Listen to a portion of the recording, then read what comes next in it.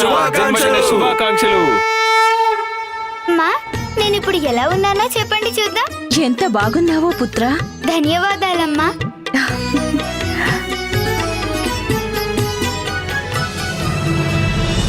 ఆత్మీయ అతిథి దేవతల్లారా, నా ప్రణామాల్ని స్వీకరించండి. మీ అందరికీ ఈ గణేశుడి స్వాగతం. ఈ రోజు నాకు చాలా సంతోషంగా ఉంది.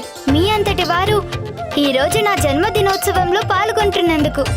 మామయ్య, అత్తయ్య ప్రణామాలు. పెద్దమామ, పెద్దత్త మీకు కూడా నా నమస్కారాలు. అయ్యో, నమస్కారాలు పెట్టానుగా, అయినా ఈ దేవతలందరూ నాకు కానుకలు ఇవ్వడం లేదెందుకు?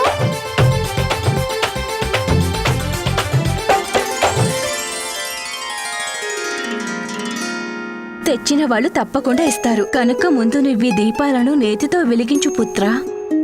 రా పుత్రా. అలాగే అమ్మా.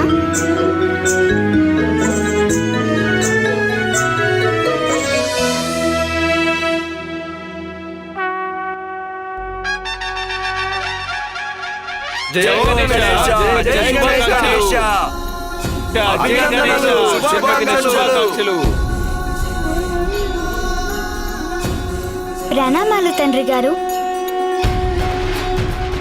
ప్రణామాలు మాత. ఆయుష్మాన్ భవ పుత్ర. అన్నయ్య, తమరికి కూడా ప్రణామాలు. అయ్యో ఆగు గణేష.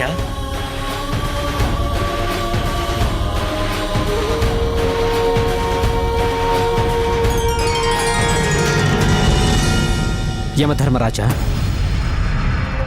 తమరు దేవి ప్రియ కైలాసానికి వెళ్తున్నారు. తమరెలాగూ అక్కడికి వెళ్తున్నారు కనుక సమయం చూసుకుని పార్వతీమాతకు ఈ విషయం గురించి హెచ్చరించడం మంచిది.